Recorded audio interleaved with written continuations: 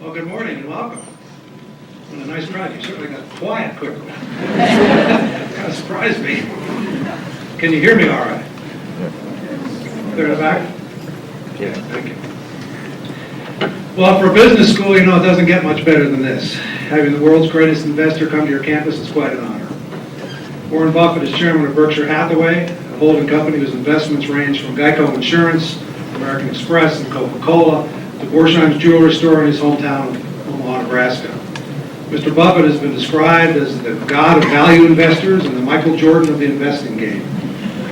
He began his first investment partnership in the mid-1950s with $100 of his own money.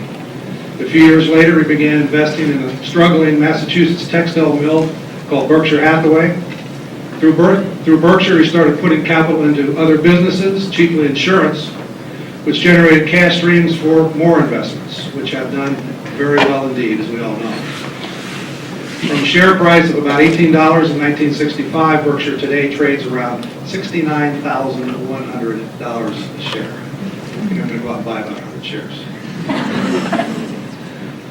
Over time, the company's annualized performance is more than double that of S&P 500, and Berkshire today is worth more than $100 billion. But Mr. Buffett is known as much for his unpretentious style as for his lofty success. He has become a champion of investors and is legendary for his aversion to corporate doublespeak. He is rare among CEOs in that he cheerfully admits his mistakes. 3 years ago, he wrote in his annual report that Berkshire would have done better if he'd simply had gone to the movies. There weren't very many years like that since 1965, believe me. Berkshire was proudly, even defiantly absent from the dot-com hysteria of the last few years. And now that the bubble has burst, as we all know, it's Warren Buffett who's having the last laugh.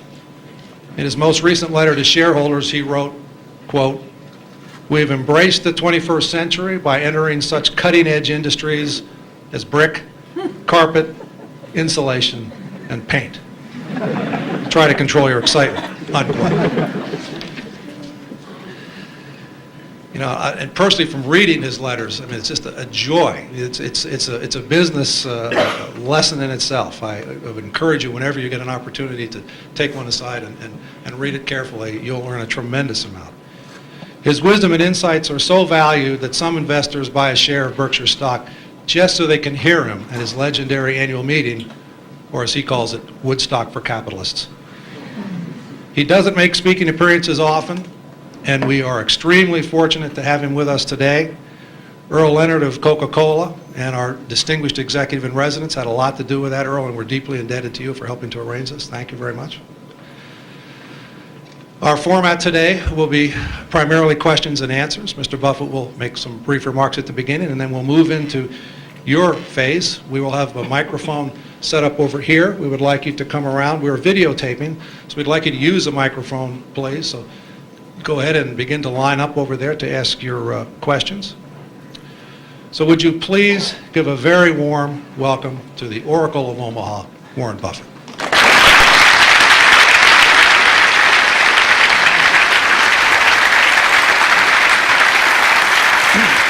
Your mic, so you can go anywhere you want. Okay, yeah, right.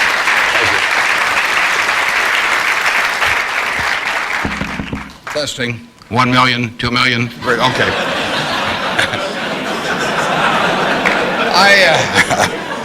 I came in from Nebraska today, and you're probably all familiar with us, mainly by our football team. We have those fellows with the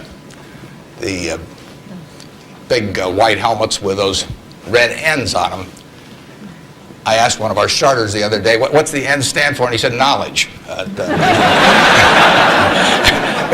We make it tough on them, though. I mean, you don't coast through Nebraska just because you're a football player. They major in agricultural economics. And there's a two-question final for all of the players. And first question is, what did old MacDonald have? And they were giving that to one of our potential Heisman Trophy winners the other day, and he started to sweat. Finally, he brightened up. He said, farm. Professor, delighted, of course. You don't want to flunk a Heisman candidate. So he said, you're halfway home. He said, just one more question. He said, how do you spell farm? Now the guy really starts to sweat. He looks at the ceiling and he looks around. Finally, his face brightens up and he says, E-I-E-I-O. So watch for that guy this year. He'll be dynamite. I really want to talk about what's on your mind, so we're going to do a Q&A in a minute. There are a couple questions I always get asked. People always say, well, who should I go to work for when I get out? And I've got a very simple answer. We may elaborate more on this as we go along, but the real thing to do is to get going and for some institution or individual that you admire. I mean, it's crazy to take in between jobs just because they look good on your resume or because you get a little higher starting pay. I was up at Harvard a while back, and a very nice young guy picked me up at the airport, Harvard Business School attendee, and he said, look, I went to undergrad here, and then I worked for X and Y and Z, and now I've come here. And he said, I thought it would really round out my resume perfectly if I went to work now for a big management consulting firm. And I said, well, is that what you want to do? And he said, no, but he said, that's the perfect resume. And I said, well, when are you going to start doing what you like? And he said, well, I'll get to that someday. And I said, well, your plan sounds to me a lot like saving up sex for your old age. It just doesn't make a lot of sense. I told that same group, I said, go to work for whomever you admire the most. And I said, you can't get a bad result. You'll jump out of bed in the morning and you'll be having fun. And the dean called me up a couple of weeks later. He said, what'd you tell those kids? He said, they're all becoming self-employed. So you've got to temper that advice a little bit. Play one game a little bit with me for just a minute, and then we'll get to your questions. I'd like for the moment to have you have you pretend I've made you a great offer, and I've told you that you could pick any one of your classmates, and you now know each other probably pretty well after being here for a while. You'd have 24 hours to think it over, and you can pick any one of your classmates, and you get 10% of their earnings for the rest of their lives. And I ask you, what goes through your mind in determining which one of those you would pick? You can't pick the one with the richest father. That doesn't count. I mean, you've got to do this on merit. But you probably wouldn't pick the person that gets the highest grades in the class. I mean, there's nothing wrong with getting the highest grades in the class, but that isn't going to be the quality that sets apart a big winner from the rest of the pack. Think about who you would pick and why. And I think you'll find when you get through, you'll pick some individual. You've all got the ability. You wouldn't be here otherwise. And you've all got the energy. I mean, you've got, the initiative is here.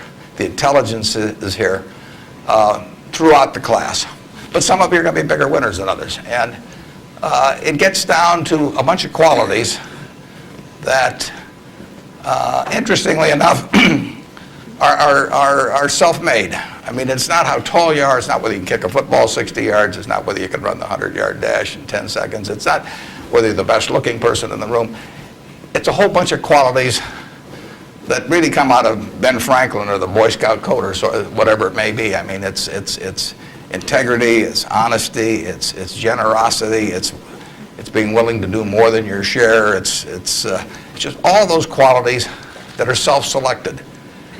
And then if you look on the other side of the ledger, because there's always a catch to these, free gifts and genie jokes. So you also have to, and this is the fun part, you also have to sell short one of your classmates and pay 10% of what they do. So who do you think is going to do the worst in the class? This is way more fun. And think about it again. And again, it isn't the person with the lowest grades or anything of the sort.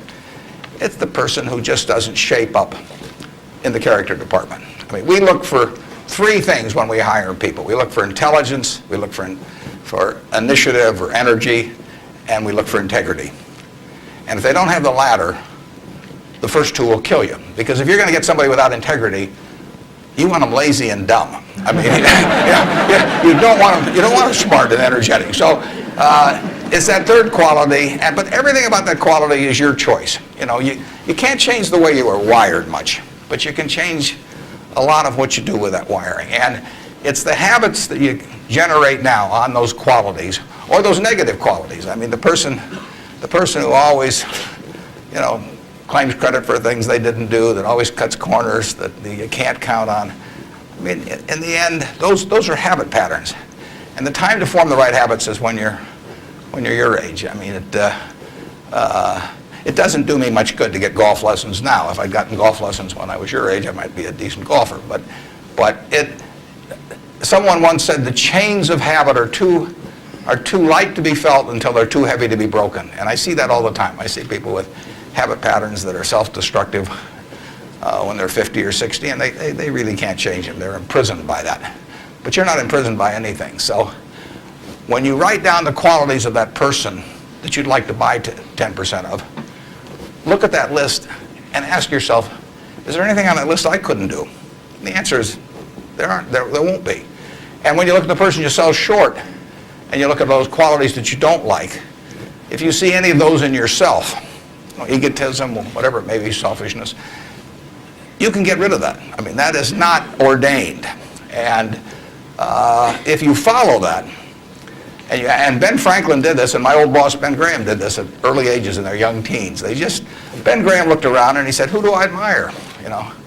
And he wanted to be admired himself, and he said, why do I admire these other people? And he said, if I admire them for these reasons, maybe other people will admire me if I behave in a similar manner. And he decided what kind of a person he wanted to be. And if you follow that, at the end, you'll be the person you want to buy 10% of. I mean, that's the goal in the end. And it's something that's achievable by everybody in this room. So that's the end of the sermon. Now let's talk about what's on your mind. And you can ask anything. The only thing I won't tell you is what we're buying or selling or about. I don't even tell myself that. I mean, I write it down, and then it's like the Coca-Cola formula. There's only 2 people can get into the trust department and find out what they are, and I don't know who the 2 are. So we don't talk about what we're buying or selling, but anything else is fair game. Personal, business, anything you'd like to talk about. And actually, the tougher the questions are, the more interesting it is for me. So don't spare my feelings. I mean, just throw at my head. And with that, let's. I guess we've got a microphone. Is this the only microphone, or is there one on this? This is the only microphone Okay. right here. To ask a question, you'll need to come down to this microphone. Just stand in line, and I'll be Regis Philbin, and you can. Yes. I have an old-fashioned belief that I should expect to make money in things that I understand. And when I say understand, I don't mean understand, what the product does or anything like that. I mean understand what the economics of the business are likely to look like 10 years from now or 20 years from now. I know, in general, what the economics of, say, Wrigley chewing gum will look like 10 years from now. The internet isn't going to change the way people chew gum. It isn't going to change which gum they chew. If you own the chewing gum market in a big way, and you've got Double Mint and Spearmint and Juicy Fruit, those brands will be there 10 years from now. So I can't pinpoint exactly what the numbers are going to look like on Wrigley, but I'm not going to be way off if I try to look forward on something like that. Evaluating that company is within what I call my circle of competence. I understand what they do, I understand the economics of it, I understand the competitive aspects of the business. There can be all kinds of companies that have wonderful futures, but I don't know which ones they are. I've given talks in the past where I carry with me a 70-page, tightly printed list, and it shows 2,000 auto companies. Now, if at the start of the 20th century, you had seen what the auto was going to do to this country, the impact it would have on the lives of then your children and grandchildren and so on. It transformed the American landscape. But if those 2,000 companies, 3 basically survive, and they haven't done that well many times. So how do you pick 3 winners out of 2,000? I mean, it's not so easy to do. It's easy when you look back, but it's not so easy looking forward. So you could have been dead right on the fact that the auto industry, in fact, you probably couldn't have predicted how big an impact it would have. But you wouldn't have, if you'd bought companies across the board, you wouldn't have made any money, because the economic characteristics of that business were not easy to define. I've always said the easier thing to do is figure out who loses. And what you really should have done in 1905 or so, when you saw what was going to happen with the auto, is you should have gone short horses. There were 20 million horses in 1900, and there's about 4 million horses now. So it's easy to figure out the losers. You know, the loser is the horse. But the winner was the auto overall. But 2,000 companies just about failed. A few merged out and so on. There were 3 companies, auto companies, in the Dow Industrials in the 1920s and 30s. Studebaker, Nash Kelvinator, and Hudson Motor. Now those names are all familiar to me, and maybe some of them are familiar to you, but they're not making any cars. You know, they didn't make money, and yet at one time they were in the Dow 30. They were the aristocrats of American business, and they got creamed. So figuring out the economic characteristics of the winners in a wonderful business is not easy. In North Carolina, you know, Orville and Wilbur took off, or I guess Orville took off and Wilbur watched. I'd have been Wilbur. But if you could have seen the future of the airline business from that point forward and how that would transform things, you know, it would have blown you away. And it's excited people, incidentally, ever since. But if there had been a capitalist at Kitty Hawk, he should have shot Orville down. I mean, because it's done nothing but cost investors money. There were over 400 airplane companies in the 1920s and 30s alone. There was in Omaha. There was in Nebraska. We were the Silicon Valley, apparently, of aircraft. And they all disappeared. It's been a terrible business. At the end of 1991, if you'd added up the aggregate earnings from all airline companies with billions poured in, since Wilbur and Orville were down there, they came to less than zero. The number of passengers went up every year. You know, the importance of the industry was dramatically increased decade by decade, and nobody made any money. So figuring out the economic consequences, TV, I think there's, 20, 25 million sets a year sold in the United States. I don't think there's one of them made in the United States anymore. I mean, you'd say TV set manufacturer, what a wonderful business. I mean, everybody, nobody had a TV in 1950, or thereabouts, 45 to 50. Everybody has multiple sets now. Nobody in the United States has made any real money making the sets. They're all out of business. You know, the Magnavoxes, the RCAs, all of those companies. Radio was the equivalent of over 500 companies making radios in the 1920s. Again, I don't think there's a U.S. radio manufacturer at the present time. But Coca-Cola, what was it, 1884 at Jacobs Pharmacy or whatever, the fellow comes up with something. A lot of copiers over the years. But now you've got a company that is selling roughly 1.1 billion 8-ounce servings of its product, not all Coke, Sprite, and some others, daily throughout the world 117 years later. So understanding the economic characteristics of a business is different than predicting the fact that an industry is going to do wonderfully. And so when I look at the internet businesses, or I look at tech businesses, I say this is a marvelous thing, and I love to play around on the computer, and I order my books from Amazon and all kinds of things, but I don't know who's going to win. And unless I know who's going to win, I'm not interested in investing. I'll just play around on the computer. And defining your circle of competence is the most important aspect of investing. It's not how large your circle is. You don't have to be an expert on everything. But knowing where the perimeter of that circle of what you know and what you don't know is, and staying inside of it, is all important. Tom Watson Sr., who started IBM, said in his book, he said, "I'm no genius," he said, "but I'm smart in spots, and I stay around those spots." And that is the key. So if I understand a few things, and I stick in that arena, I'll do okay. And if I don't understand something, but I get all excited about it because my neighbors are talking about it, and the stocks are going up and everything, I start fooling around someplace else, eventually I'll get creamed, and I should. So now let's go over here. Hello, Mr. Buffett. I got 2 short questions. One is, how do you find intrinsic value in a company? Well, intrinsic value is the number that if you were all-knowing about the future and could predict all the cash that a business would give you between now and Judgment Day, discounted at the proper discount rate, that number is what the intrinsic value of a business is. In other words, the only reason for making an investment and laying out money now is to get more money later on, right? That's what investing is all about. Now, when you look at a stock, when you look at a bond, assuming it's the United States government bond, it's very easy to tell how much you're going to get back. It says it right on the bond. It says when you get the interest payments. It says when you get the principal. So it's very easy to figure out the value of a bond. It can change tomorrow if interest rates change. But the cash flows are printed on the bond. The cash flows aren't printed on a stock certificate. That's the job of the analyst, is to print out, change that stock certificate, which represents an interest in the business, and change that into a bond and say, this is what I think it's going to pay out in the future. When we buy, some new machine for Shaw to make carpet, that's what we're thinking about, obviously, and you all learn that in business school. But it's the same thing for a big business.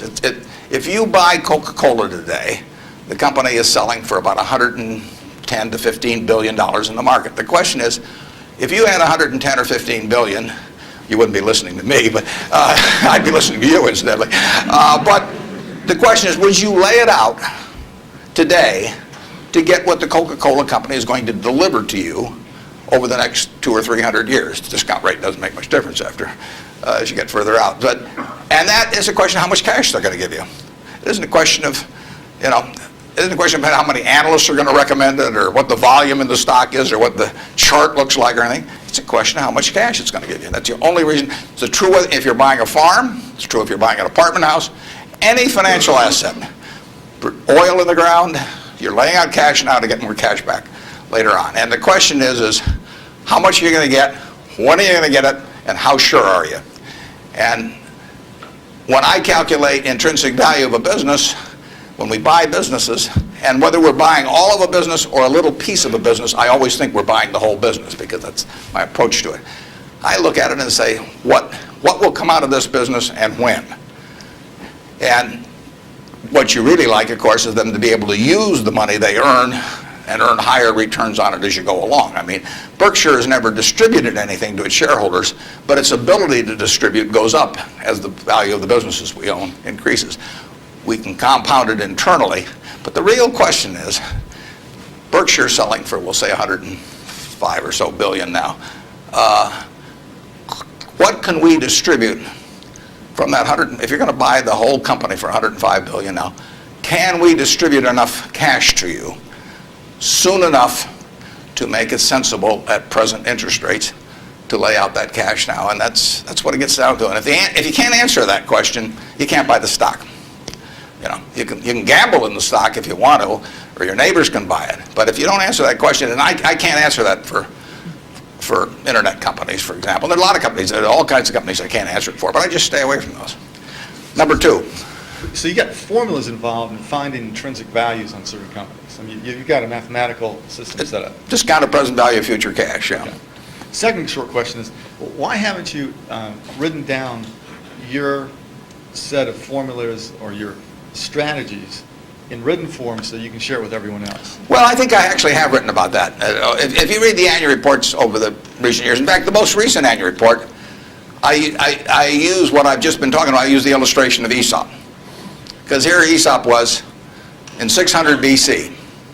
Smart man, wasn't smart enough to know it was 600 BC, though. I mean, would take a little foresight. But Aesop, in between tortoises and hares and all these other things, he found time to write about, birds. And he said, a bird in the hand is worth two in the bush.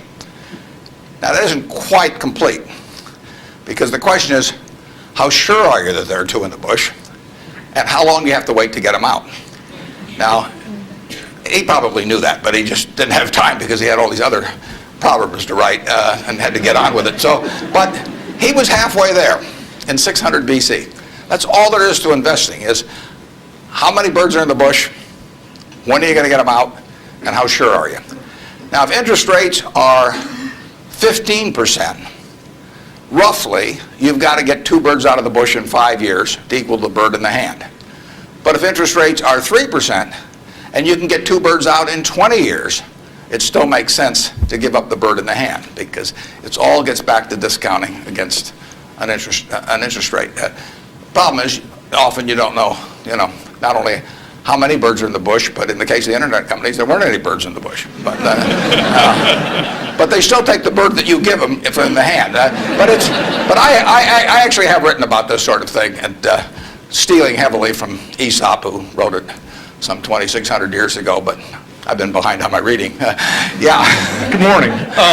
I know you're famed for your success, but I was curious if there were any particular moments in your life that, or mistakes or failures that you've made that were particularly memorable, what you may have learned from them, and if you had any particular advice for the students here in dealing with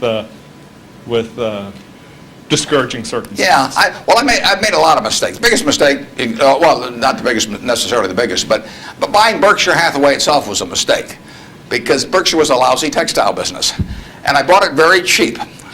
I'd been taught by Ben Graham to buy things on a quantitative basis. Look around for things that are cheap. And that I was taught that, we'll say in 1949 or 50. It made a big impression on me. So I went around looking for what I call used cigar butts of stocks. And the cigar butt approach to buying stocks is that you walk down the street and you're looking around for cigar butts, and you find this on the street, this terrible looking, soggy, ugly looking cigar, one puff left in it. But you pick it up and you get your one puff. Disgusting, you throw it away, but it's free. I mean, it's cheap. And then you look around for another soggy, one puff cigarette. Well, that's what I did for years. It's a mistake. Although you can make money doing it, but you can't make it with big money. It's so much easier just to buy wonderful businesses. So now I would rather buy a wonderful business at a fair price than a fair business at a wonderful price. But in those days, I was buying cheap stocks. And Berkshire was selling below its working capital per share. You got the plants for nothing, you got the machinery for nothing, you got the inventory and receivables at a discount. It was cheap. So I bought it. And 20 years later, I was still running a lousy business, and that money did not compound. You really want to be in a wonderful business, because the time is the friend of the wonderful business. You keep compounding, it keeps doing more business, and you keep making more money. Time is the enemy of the lousy business. I could have sold Berkshire, or perhaps liquidated it, and made a quick little profit, one puff. But staying with those kind of businesses is a big mistake. So you might say I learned something out of that mistake, and I would have been way better off taking what I did with Berkshire is I kept buying better businesses. I started the insurance business, See's Candy, the Buffalo, all kinds of things. I would have been way better doing that with a brand new little entity that I'd set up rather than using Berkshire as the platform. Now I've had a lot of fun out of it. I mean, everything in life seems to turn out for the better, so I don't have any complaints about that, but it was a dumb thing to do. I went into U.S. Air.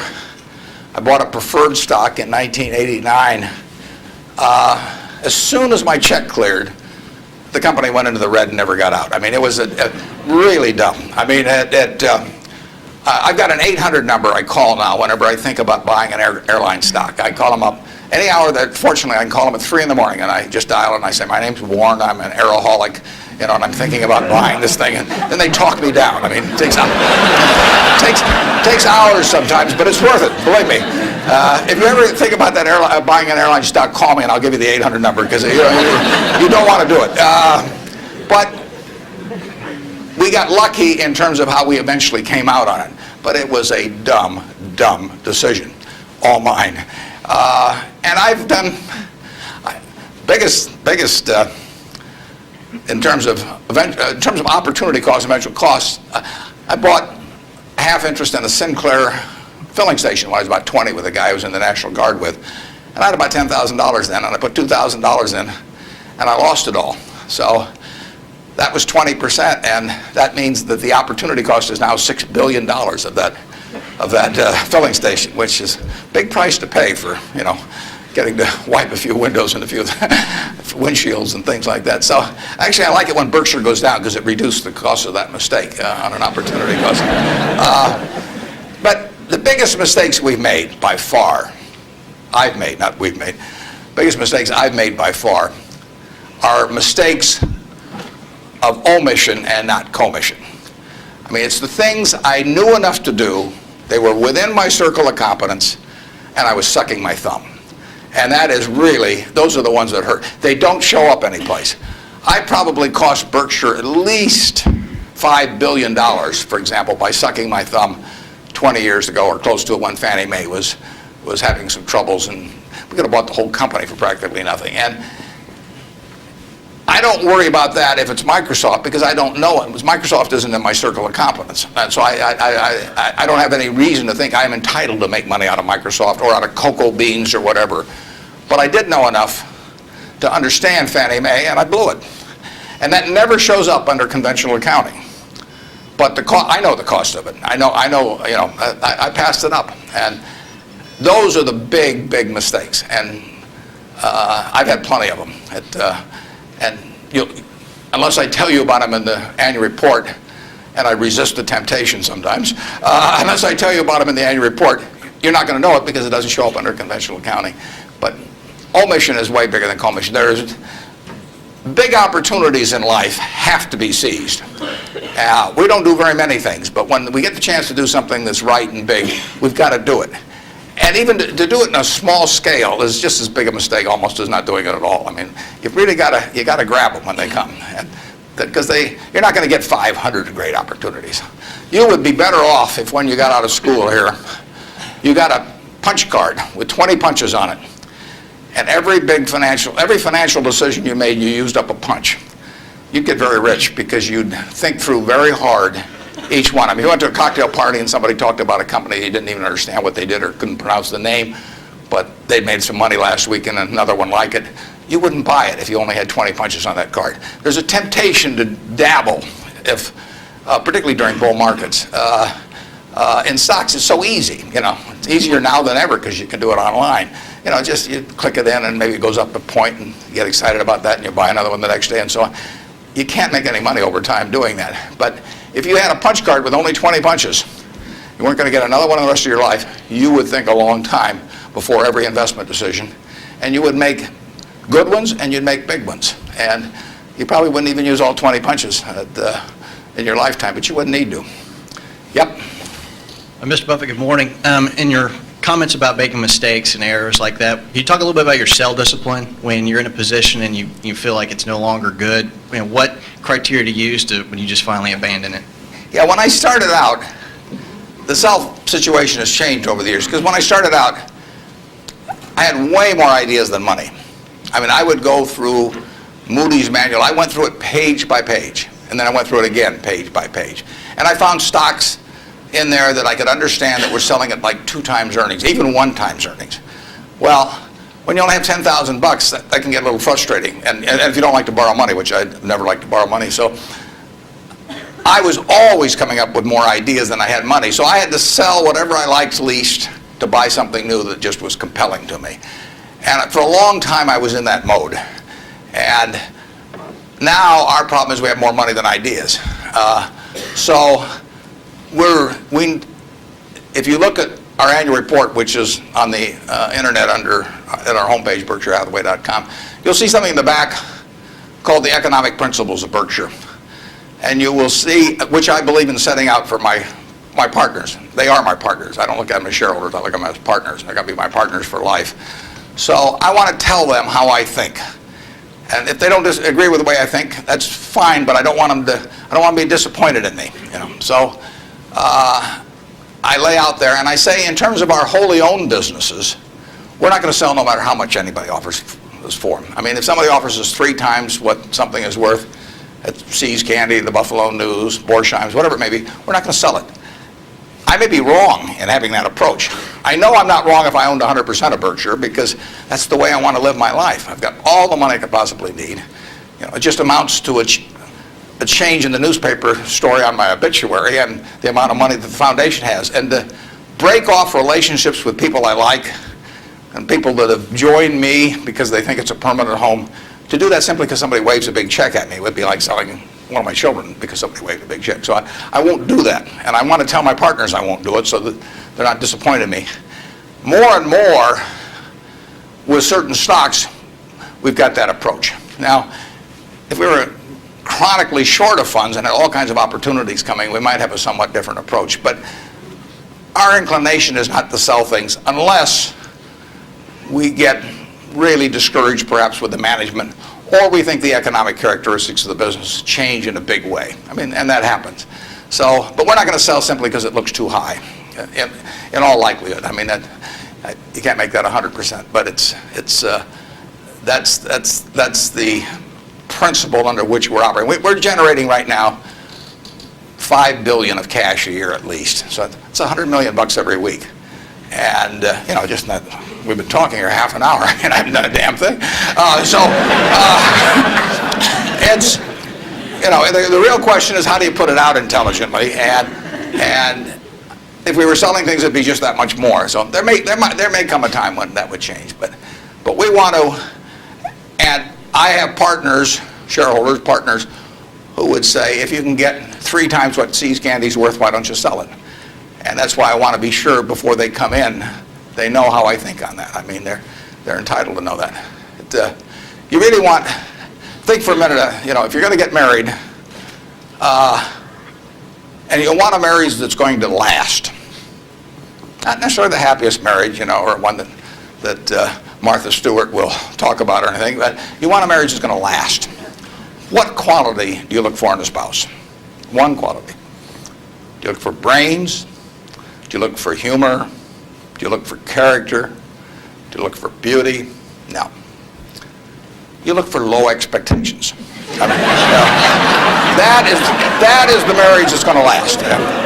Both have low expectations. I mean, and I want my partners to be on the low side on expectations coming in because I want the marriage to last. It's a financial marriage when they join me at Berkshire, and I don't want them to think I'm going to do things that I'm not going to do. So that's our guiding principle. The advice is all free, and your marital advice, everything else. Next. Good morning. Mr. Buffett, I have a question regarding evaluation of the soundness of investment. In recent years, it appears that the use of tax sheltering in corporation is increasing, and such, reputable companies like UPS and others are involved in court battles over shelters with IRS. And as we know, most of these transactions are fairly artificial, but yet there is a profit there. From the investor perspective, do you think it's beneficial for investor that the company that they invest are involved in those shelters? And if so, do you think it would be helpful if those transactions are disclosed in statements, meaning the notes to statements? I'm not sure I got that 100%. George, could you? I will repeat. Earl, did you? Shortly. Yeah. If you think that involvement of corporations that you invest, or anybody for that matter invest in tax shelter, which is by some definition... tax shelters? Right. I've never used one. I'm not saying so. I'm asking if you know that a corporation is involved in such activity that is beneficial in short term, would you think that that's helpful for investors? Well, there are perfectly legal ways to shelter taxes. I mean, we did and still do, but we were one of the earliest ones to go in for low-income tax housing credits. In fact, I met with first President Bush about that one, and that benefits us to a mild degree. It's not a big element of Berkshire. I mean, it's peanuts in terms of Berkshire's overall value, but it is a congressionally ordained tax benefit. I wouldn't call it exactly a shelter. It's a tax benefit that Congress has decided they're willing to offer businesses, and because they think it's the best way to generate low-income housing. So we participate in something, but it's not a big factor in what we do. And but there's nothing wrong with that. And then if you get into tax evasion, I mean, that's a whole different game. At that point, they ought to go to jail. But certain businesses, some insurance companies are reincorporated in Bermuda, and you can save a lot of taxes. You have to meet certain other tests which we wouldn't want to meet. But if we were willing to meet those other tests, there's nothing illegal or immoral about us moving to Bermuda. We're not going to do it.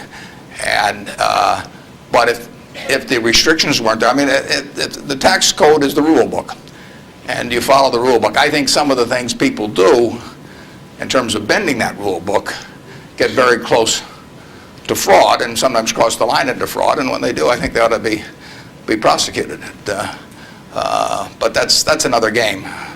And incidentally, there has been more pushing on that, I would say, in the last 5 years, and certainly was my experience earlier. And there are more.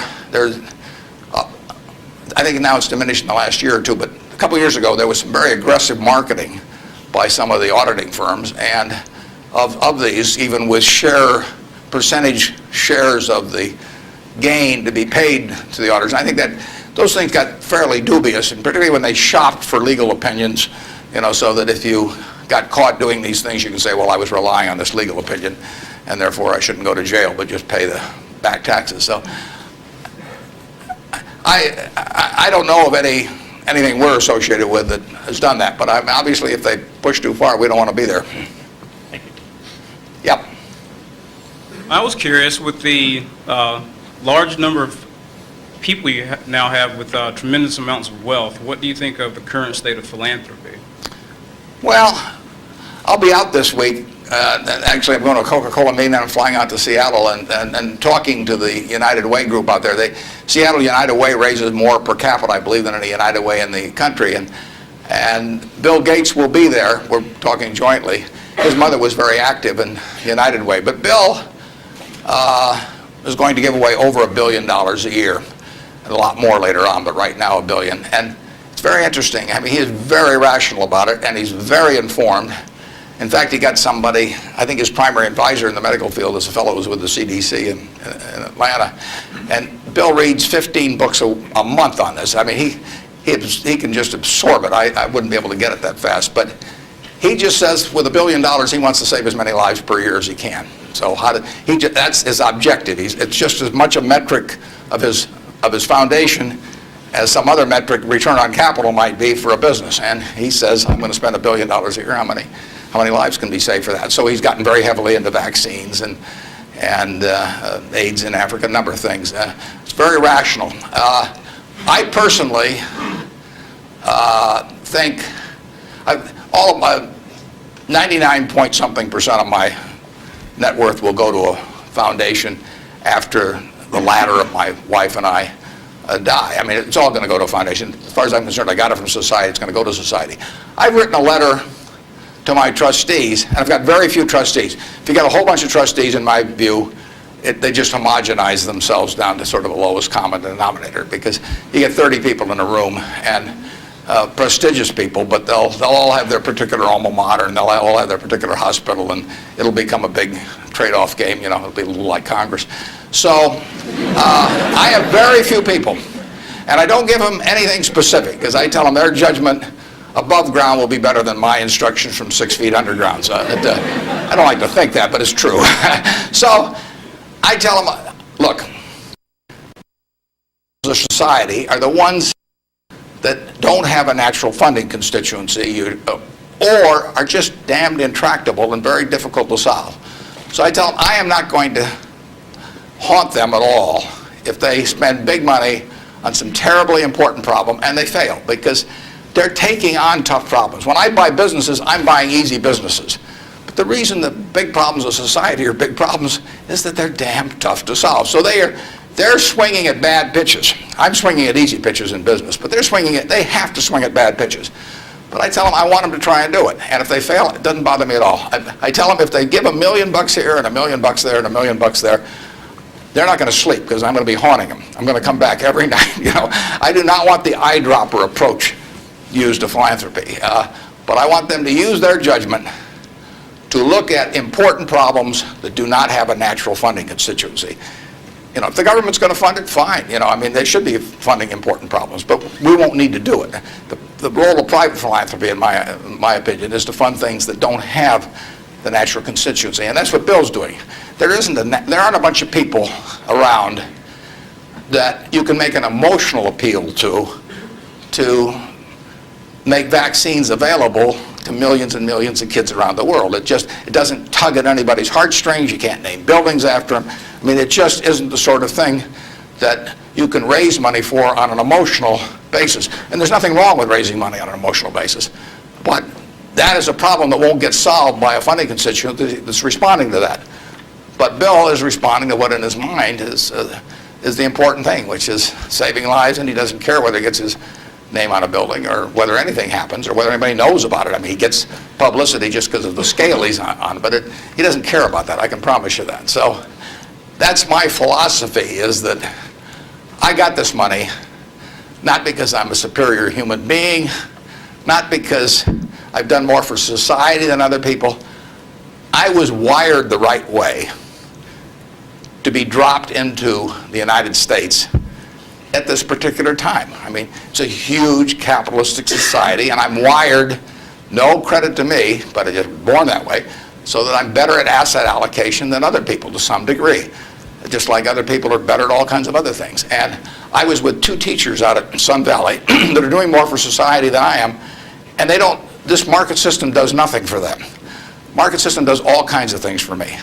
Gates says if I'd been born 5,000 years ago, I'd have been some animal's lunch, because I can't run very fast, and I can't climb trees. I mean, and I could tell that animal was chasing me, wait till you see how I could allocate assets, But it wouldn't have made any difference. So here I am, I'm born now, just very, very lucky. And the odds when I was born in 1930, the odds were 50 to 1 against me being born in the United States. That's a terrible set of odds to face. And yet I was dropped down here, And if I'd been dropped down in Peru or someplace or China, I mean, I wouldn't have had a chance.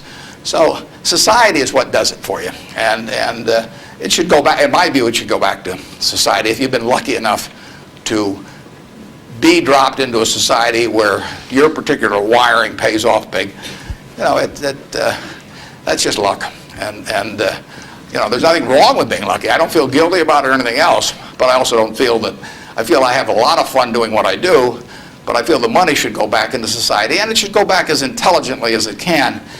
And the best way to do it intelligently is to have high-grade and intelligent people administering it at the time. And you don't know the problems that are going to be out there 10 years from now or 20 years from now or 30 years from now. But I do know if I've got a small number of high-grade, smart people, and high-grade is more important. If you gave me 20 extra points of IQ, but cheated a little on the high grade, I wouldn't take it, because they got to be. There's so many chances to do things in a petty way, or to try to. I mean, people get subverted in their own minds to their own interests rather than the interests of the institution. So I really want super high-grade people doing it, and I've got them.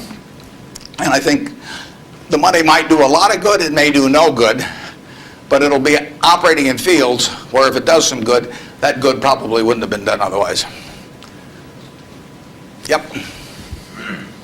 I was just wondering, there's a lot of differences between the recent boom and bust in the stock market and the one in the 1920s. But there's also a lot of similarities, and those similarities are allowing people to draw the conclusion that stock prices will be depressed for some time to come.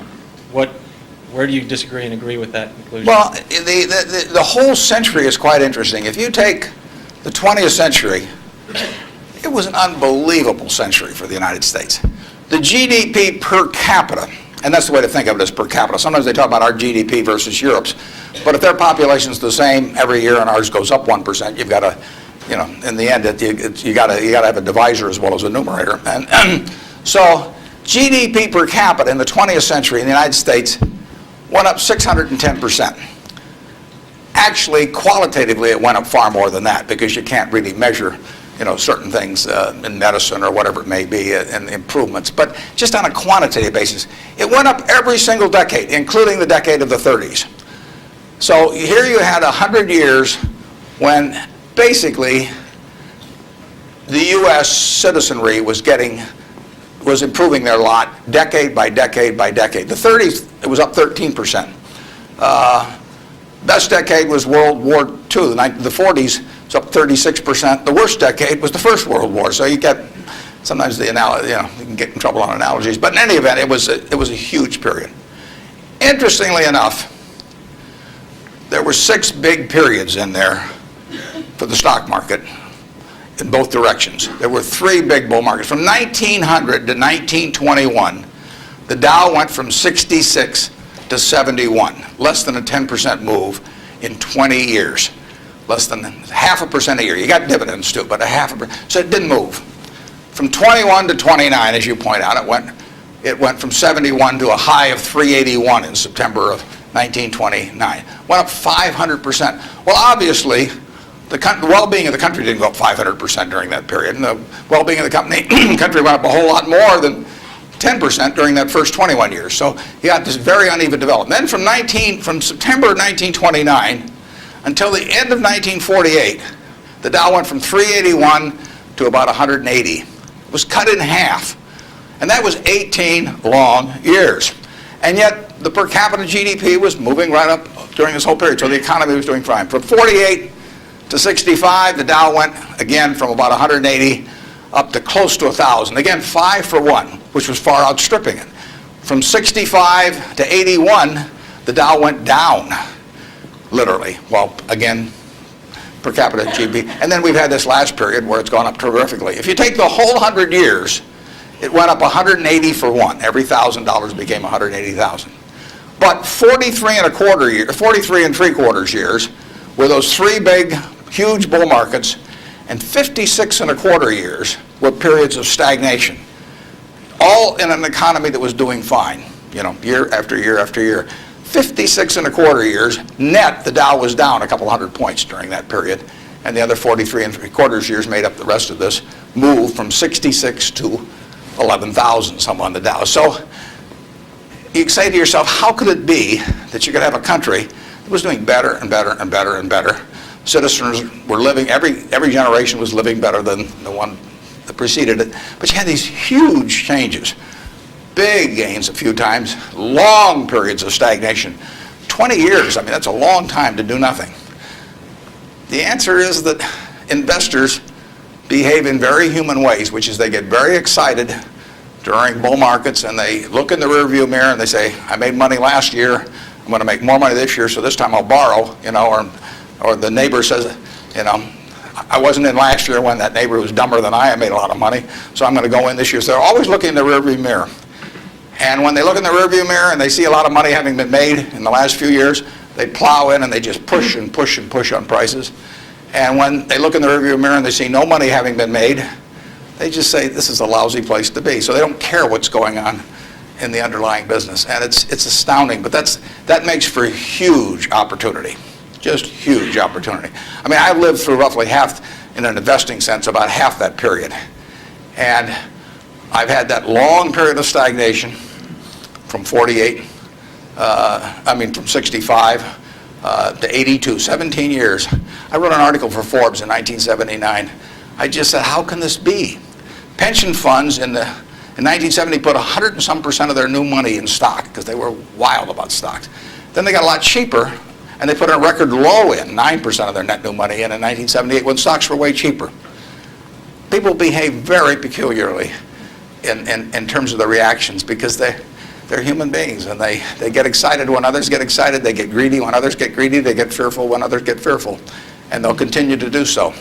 And you will see things you won't believe in your lifetime and securities markets. And the country will do very well over time, but you will see these huge waves. And if you can stay objective throughout that, if you can detach yourself temperamentally from the crowd, you get very rich, and you won't have to be very bright. I mean, I'm sure you are, but you want, it doesn't take brains. It takes temperament. It takes the ability to sit there and look at something. When I started out in 1950, I would go through and find things at 2 times earnings, and they were perfectly decent businesses, and people wanted jobs at those companies, and everybody knew they were going to be around, and they wouldn't buy them at 2 times earnings, and that's when interest rates were 2.5%. I started selling securities when I was 21, and a Kansas City life insurance company happened to be a fairly prominent company in Omaha, and the policies they sold you, if you were buying life insurance from them, had a built-in assumption of 2% interest.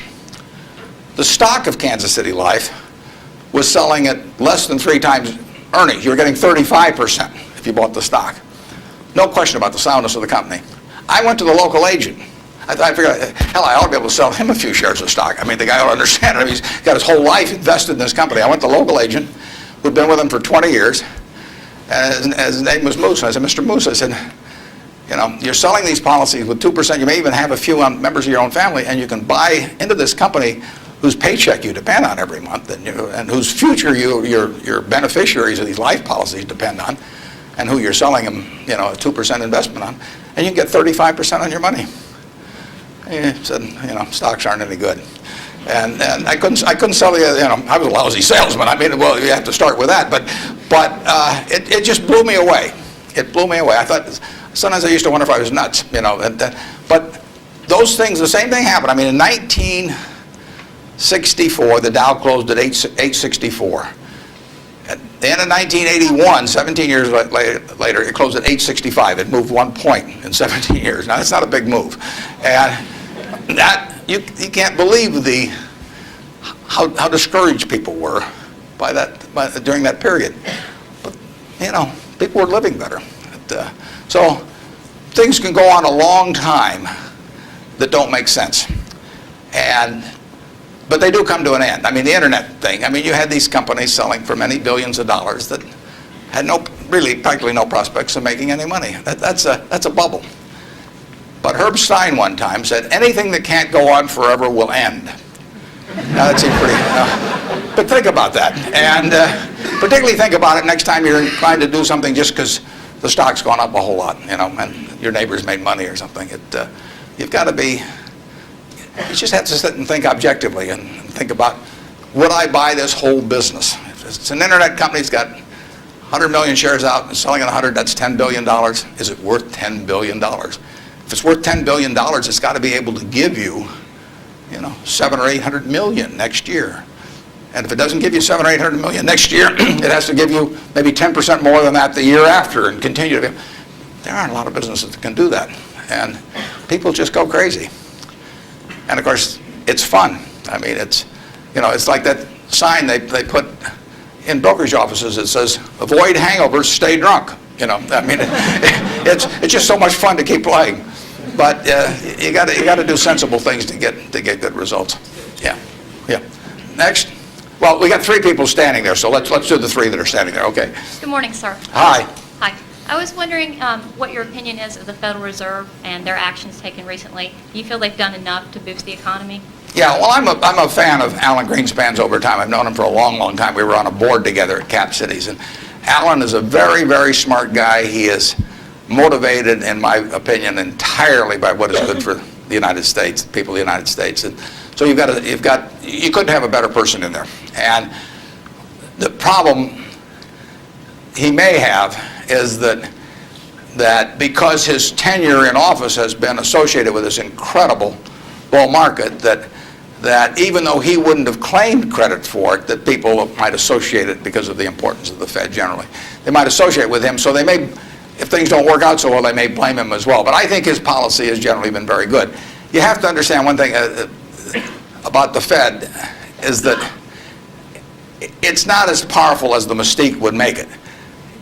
Its brake is better than its gas pedal. When the Fed wants to put on the brakes, we go for the windshield. I mean, you know, the economy just, they can put on the brakes. Paul Volcker did it. He broke inflation by doing it. But I mean, when he put on the brakes in that period around 1980, I mean, people hated him. He was crucified for it, but it was the right thing to do. And he could do it. He did it all by himself. And and it was the only way because of the momentum that inflation was generating. It was the only thing it was what was needed then. Enormously unpopular. It's much harder for a Greenspan to put on the brakes because nobody wants him to put on the brakes, plus he's so visible. But he's put them on sort of gradually. But stepping on the gas pedal, he does not necessarily get the same result. It may help, but there are 1,000 other variables operating.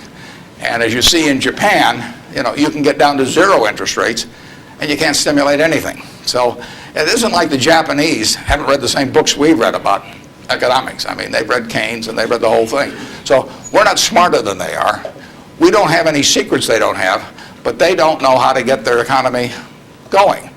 And, you know, their GDP there has gone no place, you know, in the last 5 years, and there's still problems around. So easy money doesn't solve everything, but Greenspan could very well get blamed for the fact that he hasn't solved everything, and it's just not in his power to solve it.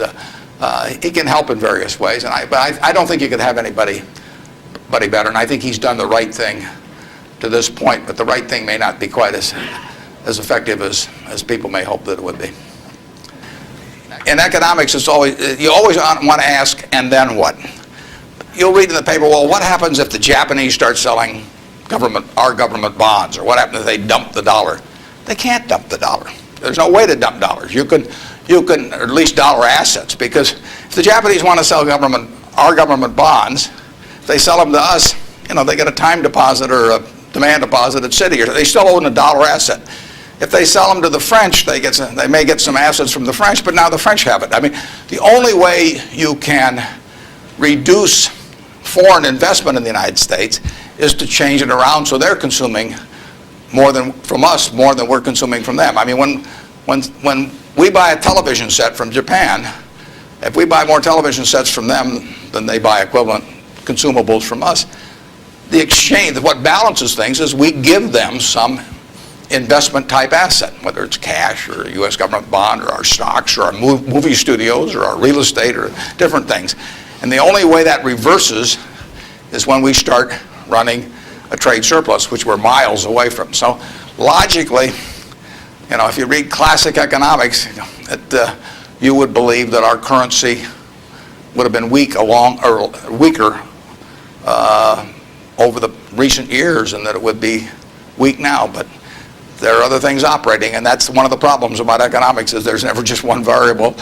There's usually hundreds of variables, and they operate with different impact at different times. I mean, it's not like a physics formula. I mean, well, I guess it would be if you got into the Heisenberg principle or something like that.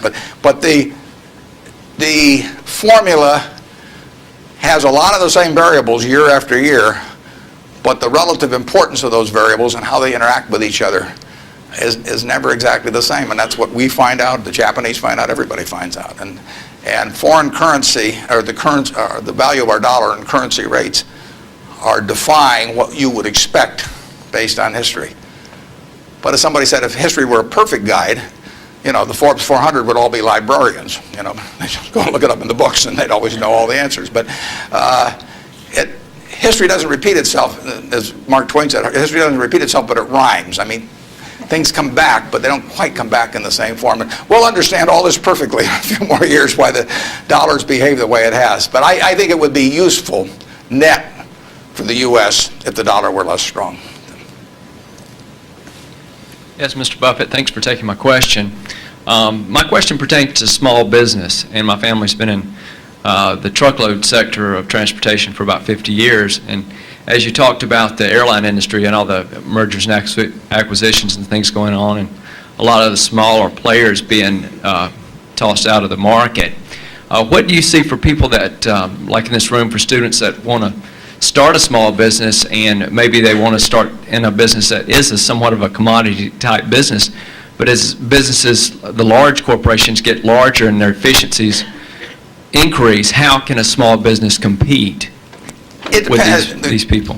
Yeah, in many areas, small businesses have an advantage. In other businesses, scale has a huge advantage. And I mean, you don't want to be a tiny carbon steel producer. On the other hand, when mini mills came along and learned how to use scrap more effectively than the older methods of making steel, they actually had an advantage. So scale is a huge advantage in some businesses.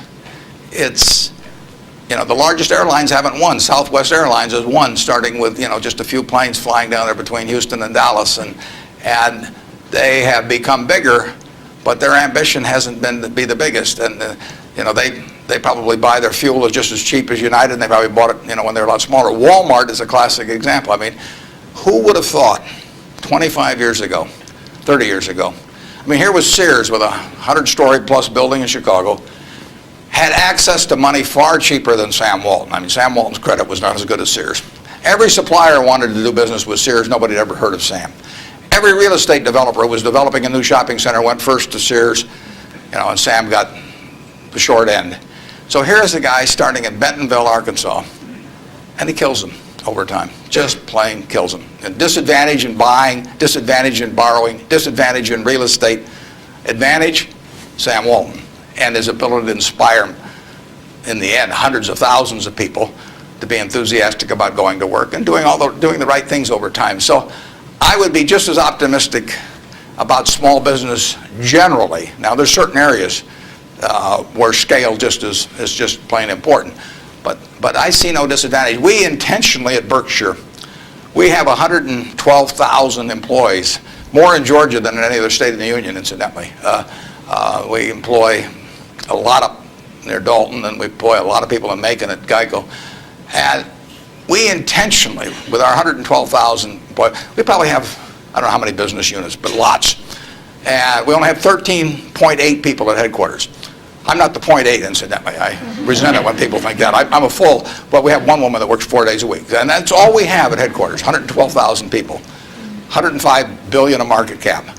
But we intentionally keep our units small. We think, we want them to have the nimbleness, the responsiveness to the customer particularly, that will turn them, that essentially will more than offset anything that the scale of having maybe a little more purchasing power or something will develop.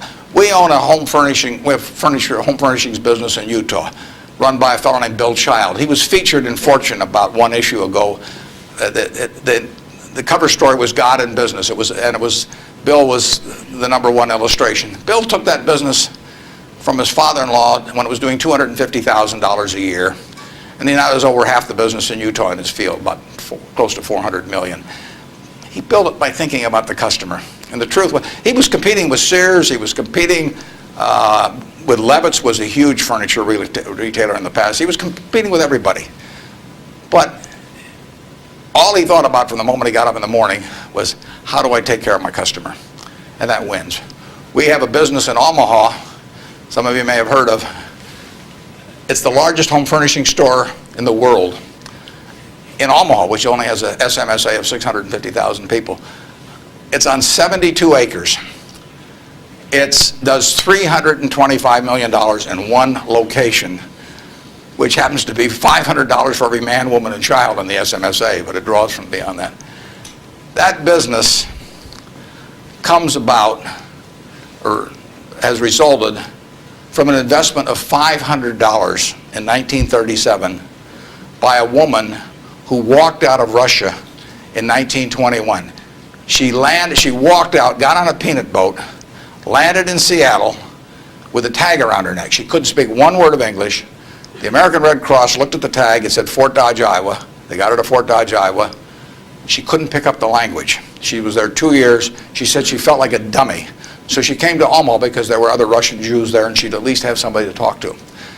Her little girl started school, Frances. Frances would come home at night and teach her mother the words she learned in school that day. That's how this woman, Rose Blumpkin, learned the English language, but from her daughter from kindergarten on, teaching her the words. She brought 7 siblings over from Russia, one at a time, $50 every time she saved $50. She sold used clothing and other works. She got her 7 siblings over, her mother and father, and by 1937, 16 years after she got here, she saved $500. She got on a train, went to Chicago, to the American Furniture Mart, which was this huge, impressive thing. She was smart as hell, but she thought like a peasant in a way, and she saw this building and she decided to name her company the Nebraska Furniture Mart. She went in and bought $500 worth of, she bought about $2,000 worth of merchandise. All the way back to Omaha, she worried because she thought, I owe $1,500, and she only had a $500 equity. So she got to Omaha. She took the bed, the sofa, the refrigerator out of her own home to sell fast so she could get the money so she could pay on time. She took that business and built it from that start. No one would sell to her. She went into court 4 times because the carpet manufacturers tried to keep her from selling at a discount, and she went into court and told the judge, because she figured out ways to buy this stuff in various nefarious ways had other people buy it for her, and she said, look, I pay $3 a yard for this carpet. Brandeis sells it for $6.98. She says, I sell it for $3.98. Just tell me, Judge, how much you want me to rob people. She defended herself. Papers wrote it up. The judge bought carpet from her the next day. I mean, it was marvelous. Brandeis isn't selling anymore. They were the huge department store in Omaha. She put everybody out of business. And the punchline, she worked till she was 103. She sold me the business when she was 89. And she didn't have an audit. I went out to see her one afternoon. I took a check out with me because I knew she wanted to do something. And I said, Mrs. B, here's the money. I said, I don't need an audit. Just tell me whether you owe any money. She said, I've never owed any money since I owed those guys back in 1937. And she said, it's all free and clear. She'd never seen a balance sheet. She didn't know what accounting terms meant, but she understood the nature of the business. And I told her, I said, I'd rather have your word, than an audit from every one of the big 6 or big 8 or whatever there were, the number at the time of the top auditing firms. And she worked till she was 103. She died at 104.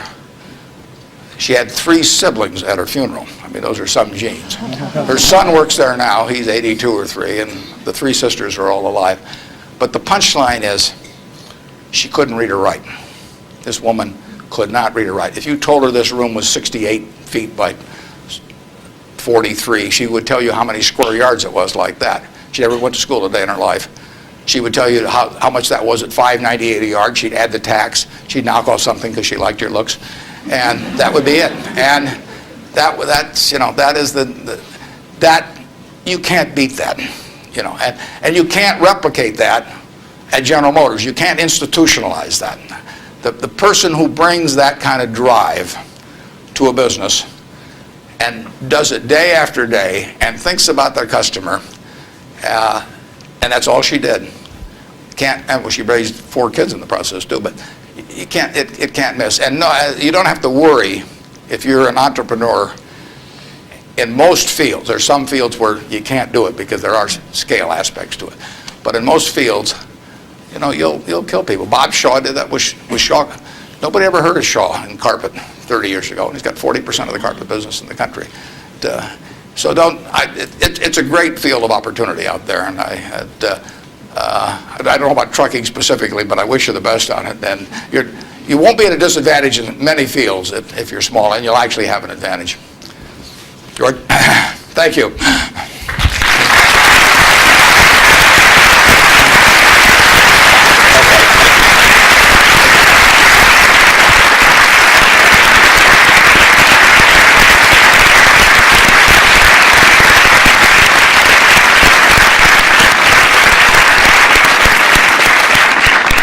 Mr. Buffett, thank you very much for sharing your wisdom and your ideas and your wonderful stories with us today. We are truly honored and pleased that we've had this opportunity to get to know you a little bit better.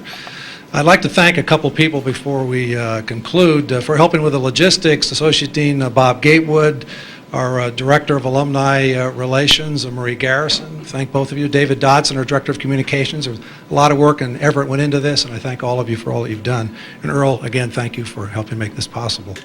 Mr. Buffett, we have a parting gift for you, but it needs to be placed into context before we show you what it is. In your most recent newsletter to your annual report to the shareholders, you discussed some of the things that you look for in making acquisitions, and one of the things you talked about was owners. You look for owners who care who they sell to, and that was important to you. I'd like to quote from your report. When a business masterpiece has been created by a lifetime or several lifetimes of unstinting care and exceptional talent, it should be important to the owner what corporation is entrusted to carry on its history. A little bit further down you say, how much better it is for the painter of a business Rembrandt to personally select its permanent home than to have a trust officer or uninterested heirs auction it off. Well, we believe that many of these words apply to you as well. You too have created a business masterpiece. You too have created a Rembrandt. What we have today is a lighthearted portrait, a lighthearted characterization that we hope captures some of the business milestones in your career, and we hope also captures some of that quick-witted humor that you demonstrated today. It was painted by a good friend of ours and a well-known artist, lives here locally, Alan Campbell. Alan is with us, and he will help unveil it today. Alan, please come down. Now, when he unveils this, please understand that you're not going to be able to see the detail of this from where you're sitting, but we would invite you to come down and walk past it as you leave today. Alan, if you're going to speak, come over to the microphone, please. Well, thank you, and Mr. Buffett, I hope you'll maintain your sense of humor, which appealed to me greatly when reading your corporate report, and this is going to be a test of that famous humor. But it's intended to be a portrait both of you and of your company and of your values. And when Marie Garrison, my girlfriend, the alumni director here, told me you were coming, and I read the comments about the Rembrandts and lying on your back and feeling like you could lie on your back and paint the ceiling every day at Berkshire, you basically opened the door with your own words. So, and just on an aside, my brother's one of your pilots for executive jet. So. The one thing that's not included is a reference to the jewelry company, so you've been spared the jewelry.